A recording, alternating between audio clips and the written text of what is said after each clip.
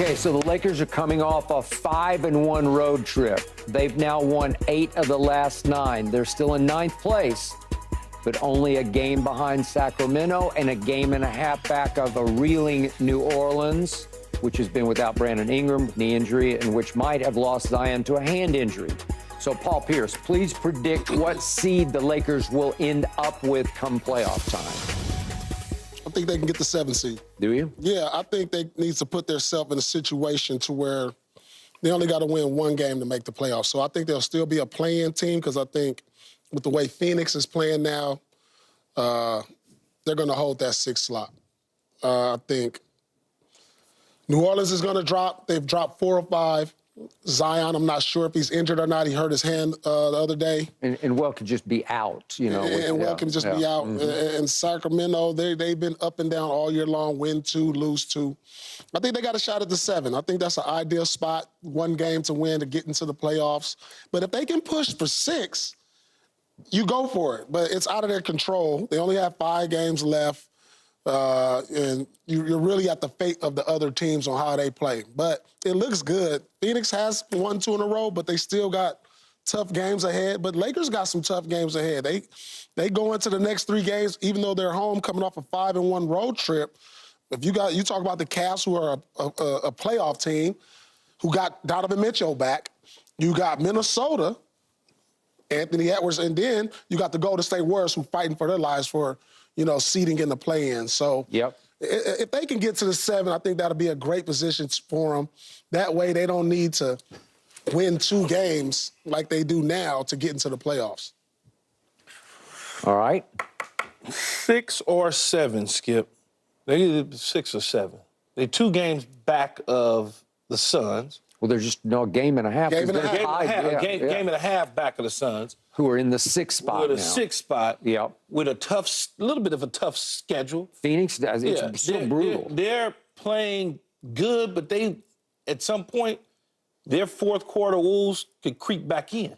Agreed. Right? And you look at the Lakers, what these next 3 games are at home with Cleveland, Minnesota, and Golden State is key. Because I think they go on the road to Memphis and they win. And then the Pelicans being shorthanded, they'll probably win that one too. So they got an opportunity to go 5-0. They do. In this situation. When you start applying pressure to other teams that are scoreboard watching, you now shake them up to the point where they're looking over their shoulder. And you study climbing to get to that 6th spot. Now, it seems like 7 is an easier place to be. But I wouldn't be shocked if they get the 6. I wouldn't be shocked at all if they got the 6 a game and a half back. Because if they beat Cleveland, and all of a sudden, Phoenix is looking going, oh, my God. The Kings are going, oh, my, I think they're already doing that. And they might already be doing that. Yeah. Okay. I need to know just how much LeBron and AD care about these 5 games. Because if they care about them, they can win all 5 of them. The first 3 at home are not easy, although I did not like the way Cleveland played at Phoenix last night.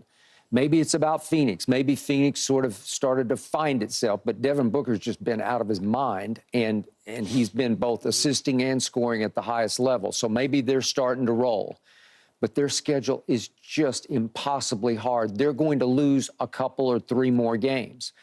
So can the Lakers beat Cleveland? Sure they can. Can they beat Minnesota at home? You better believe it. Golden State, that'll be a knockdown, drag out, because it always is with them. It could be 150 to 145 in double overtime. But could the Lakers beat them at home? Sure they could.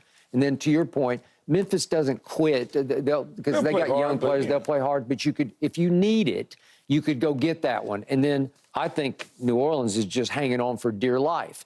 Well, if that came down to beat New Orleans to get the 6th seed, sure, you could beat them. So it feels like, to me, it's set up, skids are greased for the Lakers to wind up in the 6th spot. Wow. And if they do, they're golden, man, because that would be a climb. Because 6 plays who? Yeah. Well, we don't know who's going to be. We don't know. It's still up in the air. It's changing every hour. Yeah, but all I know is you don't have to mess with any play in this or that. Yeah. There'd be no more guesswork to it. There'd be no more high-stress games or thin ice games. You just get to go into a 7-game series. If the Lakers match up with OKC, or Minnesota, there's a path for them. There's a path for them. And I'm not confident in those young teams in the bright lights, national television every night. These teams we don't watch them on national television. And then, I mean, I'm telling you, a national televised game is so much more different to play in than just your local channels.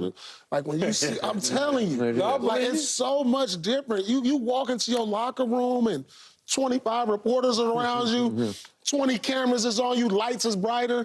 And you just kind of, you as a young player, you could get overwhelmed with that.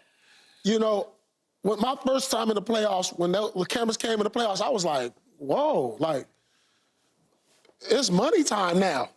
And these young stars, Anthony Edwards and Shea, you know, starting to step into superstardom, they can get overwhelmed in their first, you know, big play. And especially if LeBron is on the other side, that's a whole big, another figure you have to worry about. LeBron, the GOAT. Yeah, if he's on the other side, that just the aura of him on the other side every night on the scout report, it can shake these young teams. He could make 9 out of 10 threes against you.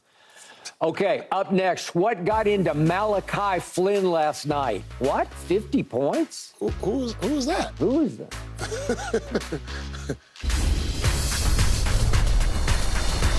He sees falling inside the mouth.